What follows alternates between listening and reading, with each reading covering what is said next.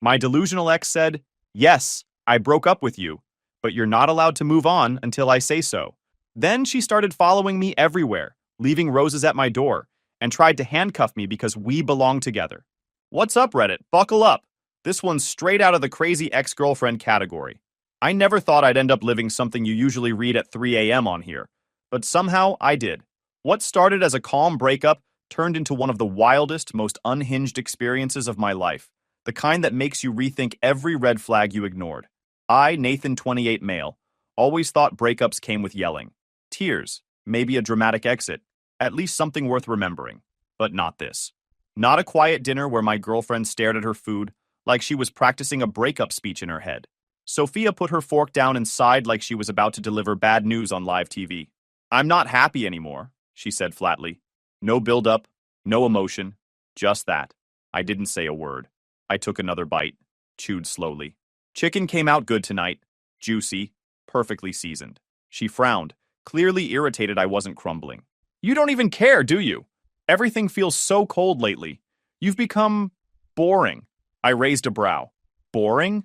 "Yeah," she said, like she'd been dying to say it. "You never do anything spontaneous. You don't surprise me. You don't plan fun dates like other guys do for their girlfriends." Ah, there it was. The other guy's speech. Classic. She leaned back, crossing her arms. "Honestly, when I hang out with my friends, their boyfriends actually try. They take them on weekend trips. They send flowers for no reason. You just exist."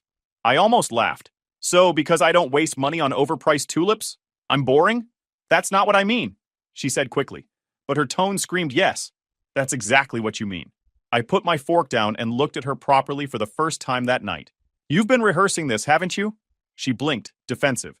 "No, I just—" "Yeah, you did," I cut in, leaning back. "The little list. Cold, boring, not romantic. And you probably practiced this with your friends after one of your deep therapy sessions over mimosas." Her jaw dropped. "Wow, you're so defensive." "Not defensive," I said casually. "Just tired." Her lips parted, clearly not expecting that. That's the thing about Sophia.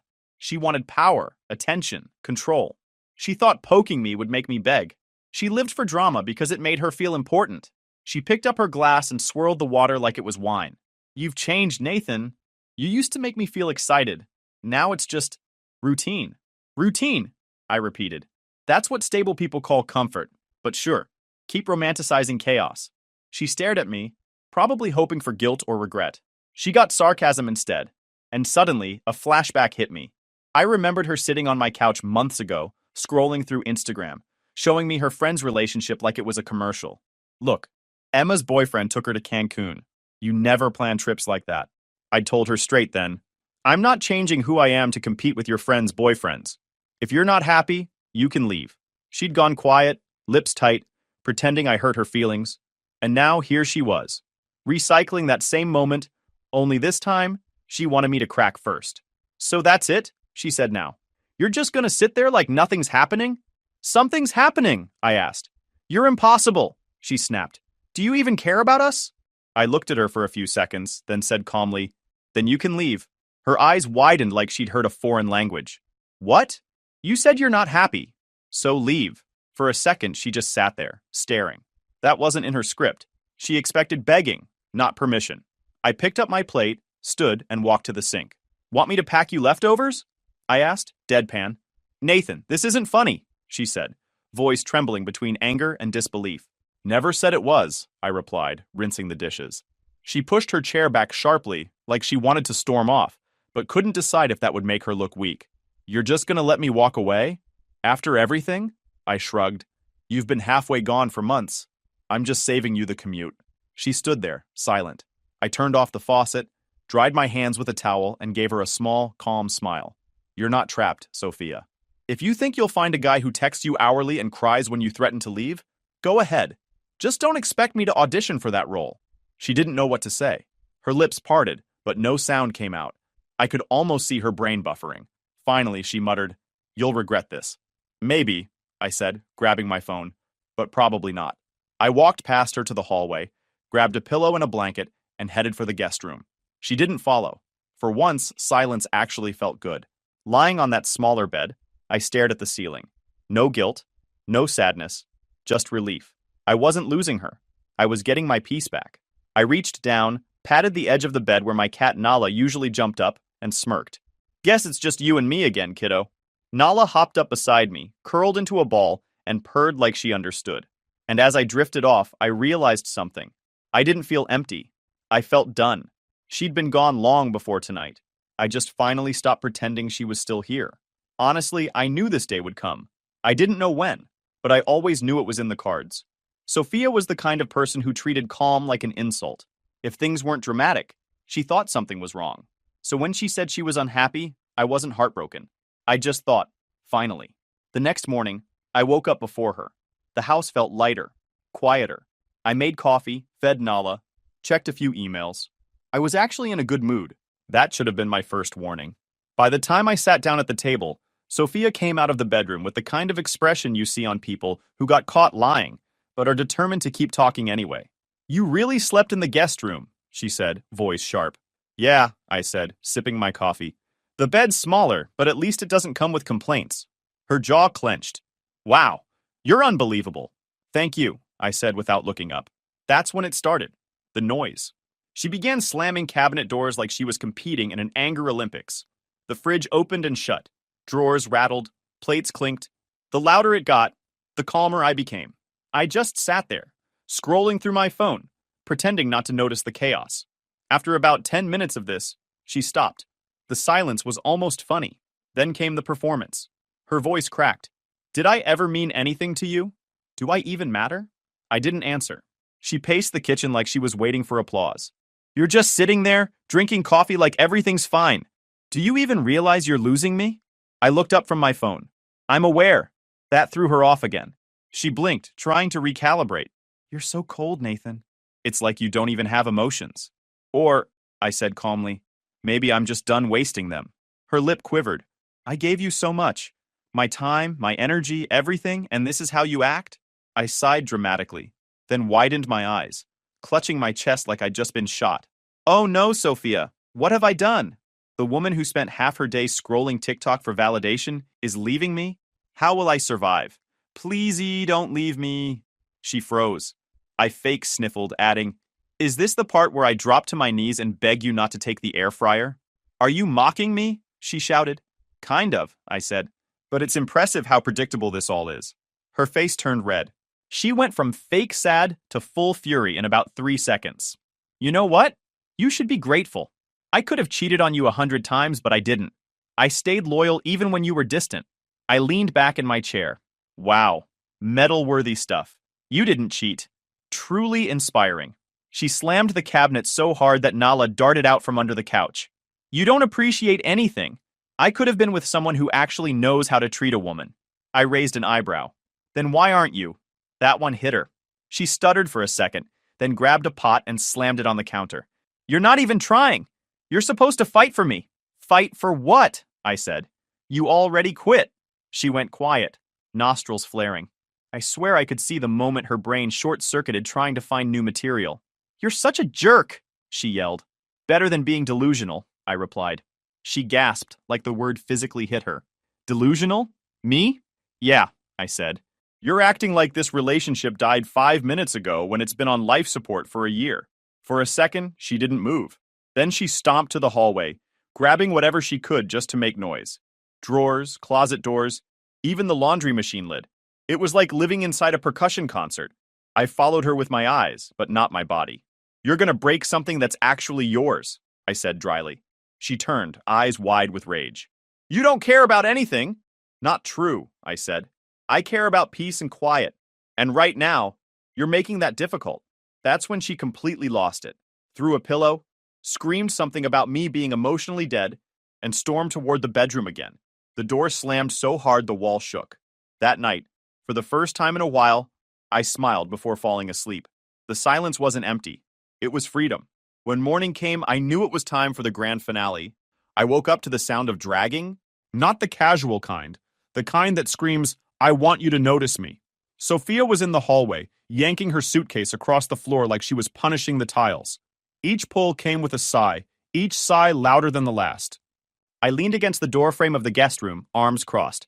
"Need help, or is this part of the performance?" She shot me a glare sharp enough to cut steel. I don't need your help. I'm just getting my stuff. Cool, I said. Try not to take the house with you. That's when she started grabbing everything that wasn't nailed down. Tablet, Bluetooth speaker, even my gaming headset. I tilted my head. Pretty sure those are mine. She didn't even look at me. We built this together. I deserve a part of it.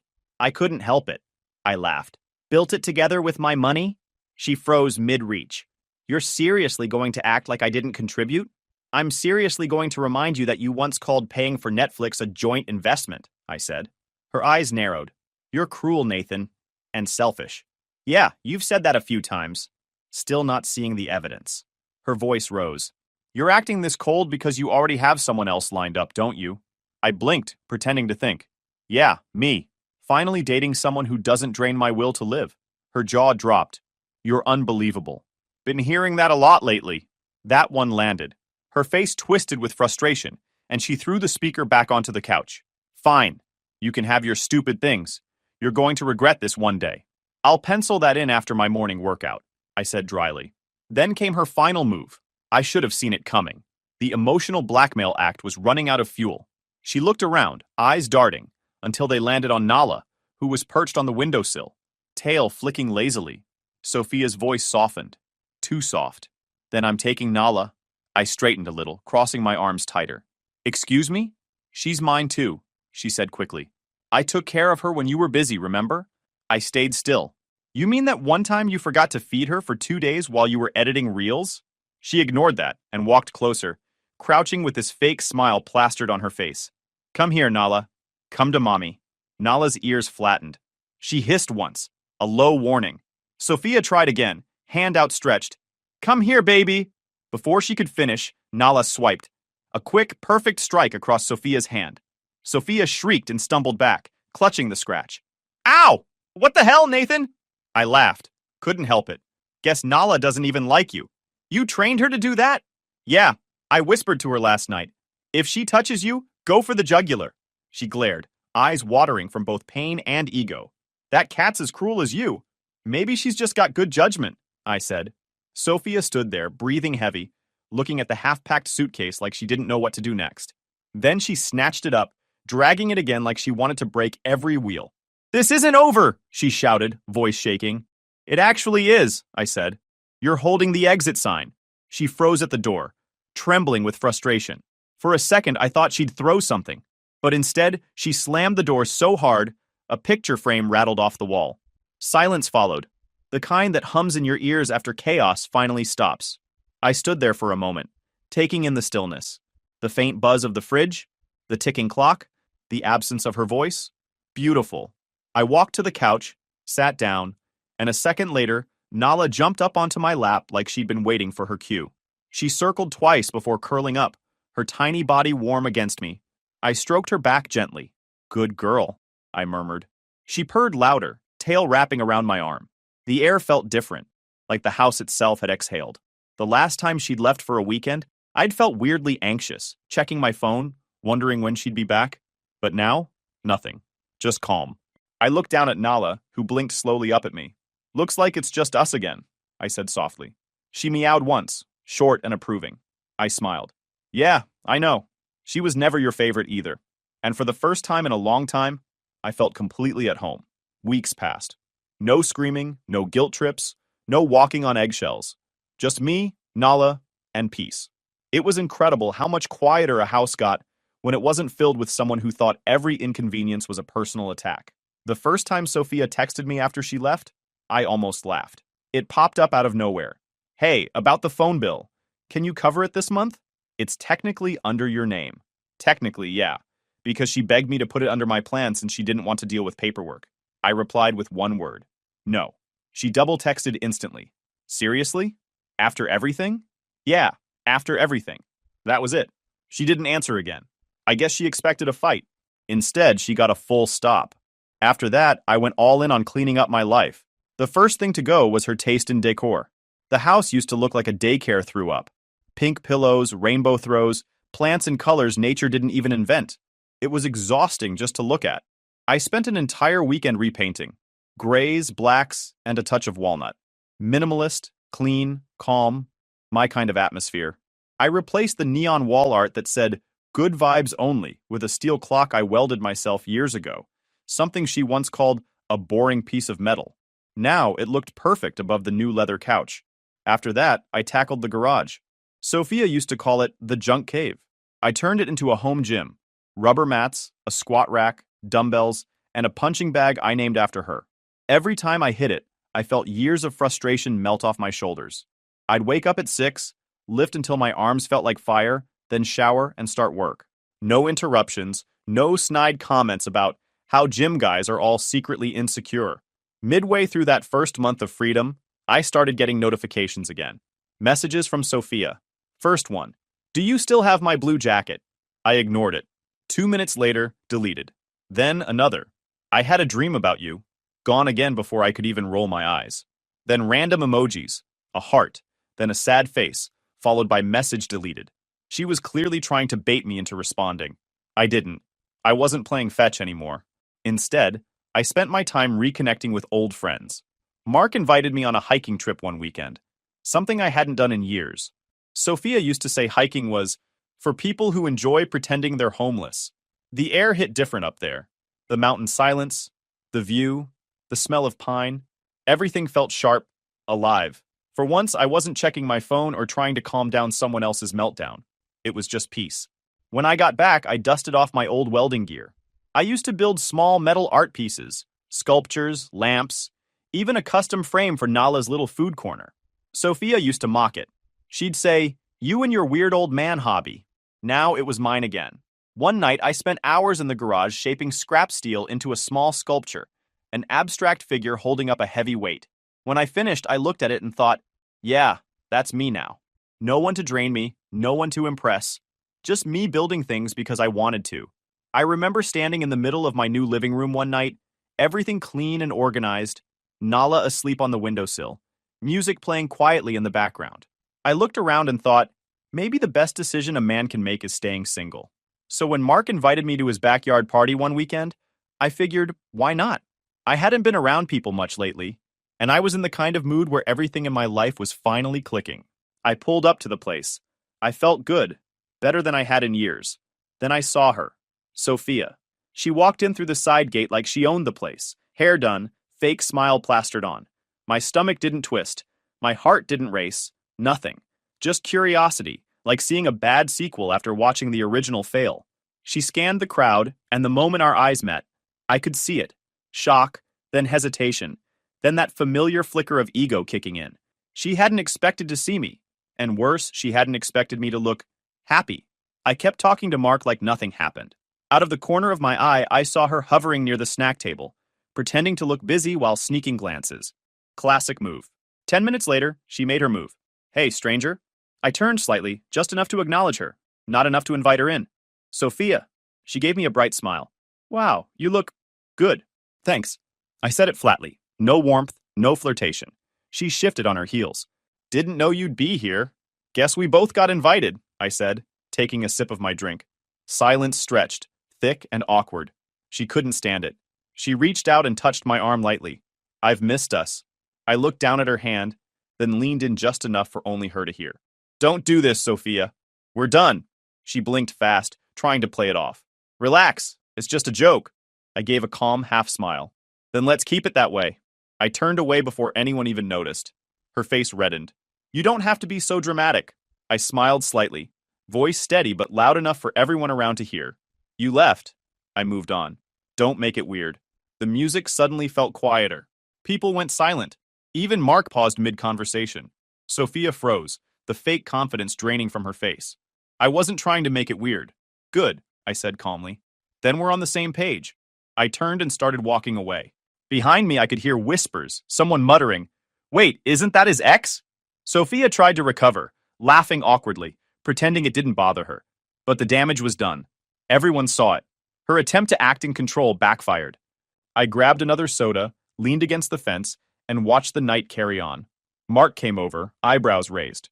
"That your ex?" "Yeah," I said. "She's still auditioning for relevance." He snorted. Man, she looked like she wanted to crawl under a table. "She should have brought one," I said. A few minutes later, one of Sophia's friends, Jessica, I think, walked over while Sophia sulked across the yard pretending to text. Jessica gave me a small, almost apologetic smile. Hey, for what it's worth, she didn't know you'd be here. I nodded. Doesn't matter. Jessica hesitated. Her new thing didn't work out, by the way. I raised an eyebrow. New thing? She nodded, lowering her voice. Yeah, some guy she met at her job. It fizzled fast. Guess she's kind of been all over the place since then.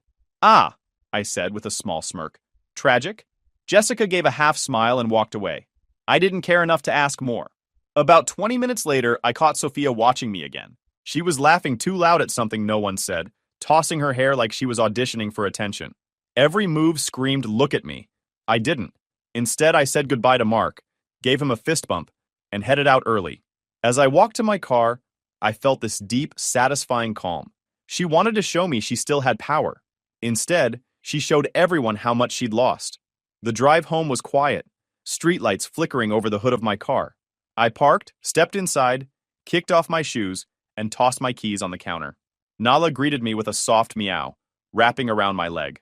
Yeah, I know, I said with a grin. You'd have hissed at her again. I sat down, opened my phone, and checked notifications out of habit. My latest story, just a photo of my garage gym setup, had a familiar name in the views. Sophia. In fact, she'd viewed every story from that week. The hikes, the projects, the gym progress, even the dumb photo of Nala asleep on my workbench. She was watching it all, and I didn't even need to block her. Watching was punishment enough. She wanted attention. I gave her silence. And silence always hits harder. That's what I told myself for a few weeks after the party. I thought that was the end of it. She'd fade into the background, maybe find a new audience to perform for.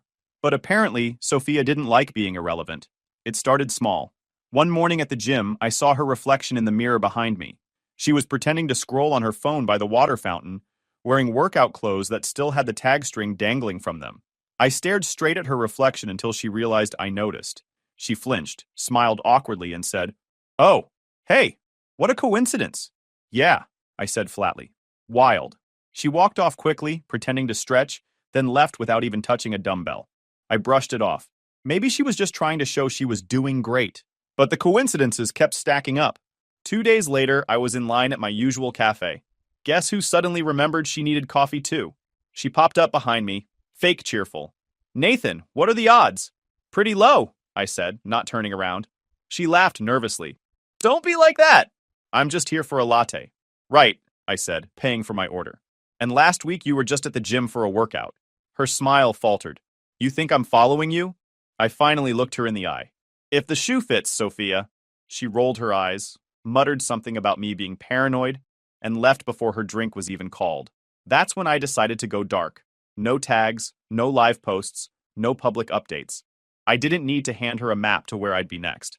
By the third coincidence, I stopped pretending it was random. I was grocery shopping late one night, trying to avoid crowds, and as I grabbed a carton of eggs, I heard that familiar voice behind me. "Didn't expect to see you here." I turned slowly. "Yeah, I bet." She smiled too wide, trying to act casual. "Relax, I'm just shopping. People are allowed to exist, you know." "Sure," I said.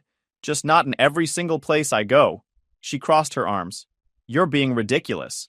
I ignored her and pushed my cart forward. She trailed a few aisles before finally leaving. I didn't look back. The next morning, something new showed up. A small bouquet of roses sitting on my front porch. No note, just wrapped neatly with a red ribbon. I figured it was some delivery mix-up. Threw them away. Next day, chocolates. High-end brand. Again, no note. Then came a folded letter placed neatly under my doormat. No envelope, just my name written on the outside in her handwriting. Inside, no signature, no number, just one line. "I still think about us. I know you miss me too." I stared at it for a solid minute before tossing it straight in the trash. Then I checked my doorbell camera. Guess who? There she was, clear as day, standing at my doorstep at midnight, wearing that fake little smile, placing the roses down like she was in a movie scene. She even fixed her hair before leaving. I watched the footage twice just to be sure I wasn't losing it. Nope, it was her. I saved the clip, just in case. The next week, she bumped into me again, this time outside my own house. I was walking to my car when she suddenly appeared from nowhere, pretending to be on a phone call. I walked right past her, but she hung up and followed. "Nathan, wait." I stopped. "You need something?" She gave me that guilty smile again. "Why are you acting so cold?" I just wanted to talk. I sighed. Sophia, you chose to leave. Remember that? So why are you acting creepy now? Her eyes narrowed. Creepy? Are you serious? You think I'm some kind of stalker? Not some kind, I said calmly. You are literally stalking me. You've shown up at the gym, the grocery store, and my house. She gasped dramatically. Your house? What are you even talking about? The roses, the letters. You're on camera, Sophia. For a split second, panic flashed across her face. Then she smirked, recovering. Wow, you really are obsessed with me. Imagining things, checking cameras, creating stories. I took a step closer. You're one bad idea away from a restraining order. Her fake smile dropped. You think you can threaten me? Not a threat, I said. A warning. Knock it off. Or else. Her nostrils flared, hands shaking. You'll regret this, Nathan. You'll regret treating me like garbage. I tilted my head slightly. If you're trying to scare me, it's not working. You already did your worst. I'm still fine. She stared at me for a few seconds, quiet, eyes flickering like she didn't know whether to cry or scream. Then she spun around, stomped to her car, and peeled out of the parking lot like she was in a race. I stood there for a moment, letting the exhaust fumes fade and exhaled. I wasn't angry. I wasn't even surprised. I'd seen delusional behavior before, but this was next level. When I got home, I double-checked the locks and fed Nala. She followed me around the house like she sensed something off. I sat down at my desk, pulled up the doorbell camera again, and watched the clip one more time. There she was, Sophia, placing roses down in the dark, smiling at my door like she was delivering love instead of insanity. I saved the footage again, labeled it clearly, just in case she gets worse. Then I closed my laptop, leaned back, and let out a long sigh. This wasn't just an ex trying to make contact anymore. This was someone who couldn't handle being replaced. I looked over at Nala, curled up on the couch, peaceful and oblivious. You know, I said quietly, I used to think she was just dramatic. Nala yawned. But she's not dramatic, I said, voice low. She's unstable. And for the first time, I realized this wasn't about heartbreak or revenge anymore.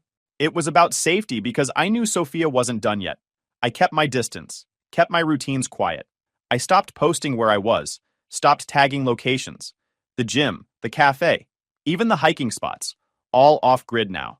But still, something in my gut said she was circling. Then, about 3 weeks later, I got a message on Instagram from an account I didn't recognize. The name was familiar, though. Maya, one of Sophia's old friends.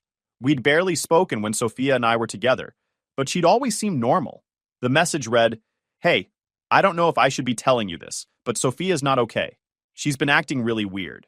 Like, really weird. I stared at it for a second before replying. Weird how?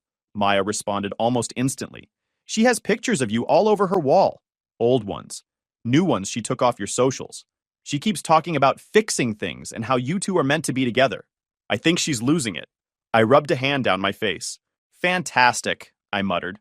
I thanked her for the heads up and told her I'd handle it. The next few days were quiet. I started to think maybe Maya was exaggerating. Maybe Sophia was just venting. Then, one Thursday night, around 9, there was a knock on my door. Not the kind of knock you ignore. The kind that sounds too familiar. Nala's ears perked up immediately. She darted behind the couch like she already knew who it was. I stood there for a second, debating whether to answer. Then I opened the door, half expecting it. Sophia stood there, hair messy, eyes puffy, holding a small paper bag in her hands. Hey, she said softly, voice trembling. I came to give you something. I didn't answer. I just stared. She looked nervous, stepping a little closer. It's nothing big. Just something to remember me by. That line alone set off every alarm in my head. What is it? I asked, keeping my tone flat. Just open it, she said, holding out the bag. I didn't take it. You can leave it there. She sighed, pretending to look hurt. Nathan, please. I'm trying to be nice. I didn't move. Finally, she stepped closer, her voice softening. You still don't trust me, do you? Should I? That's when she smiled. Not a sweet one, but something that made the air feel heavy. Fine, she whispered. Guess I'll make you. Before I could react, she reached into her jacket, pulled something shiny out, and click. I looked down. A metal cuff snapped around my wrist. The other end? Around hers. For a moment, my brain refused to process it. What the hell are you doing? I barked, pulling my arm back, but she held on tight, gripping the chain. Now you can't leave me, she said, smiling like this was some romantic movie scene. Sophia, give me the key, now. She shook her head, eyes wide and glassy. We belong together, Nathan. You just forgot. I took a slow breath, trying not to yank too hard. She had that manic look, the kind that could go from crying to violent in seconds. Sophia, I said firmly, this isn't love. It's obsession. You need help. You said I could leave, she said suddenly, voice cracking. And I did. But I realized you didn't mean it. You wanted me to come back. I stared at her. You really built that storyline in your head, didn't you? She started crying. Real tears this time. But it wasn't remorse. It was panic. Please, Nathan, don't call anyone. I didn't mean it, okay? It was just a mistake. I grabbed her wrist, twisted slightly, and found the small key ring dangling between her fingers. I yanked it free and unlocked the cuffs. The second I was loose, I backed up fast, stepping toward the phone on the counter. Her voice trembled. Please, don't do this. I just wanted to talk. You broke into my life, Sophia. You don't get to talk. She reached out again, eyes desperate. It was just a misunderstanding. I pointed toward the door. Out. Now. When she didn't move, I picked up my phone and dialed. Then I'll let the cops explain it. That's when she lost it. You can't call them! It was a mistake. I love you. You love control, I said coldly. And you're out of it. She started shaking, backing up against the wall, crying harder. Nathan, please! You can't do this to me. Watch me. Within 10 minutes, flashing lights lit up the street. Sophia sat on the porch, sobbing into her hands as the officers talked to her. I explained everything. The stalking, the gifts, the footage, the handcuffs. I handed them the clip from the doorbell camera and the handcuffs still dangling from the chain. They looked at each other, and one nodded. We'll take her in for trespassing and possible false imprisonment, one of the officers said.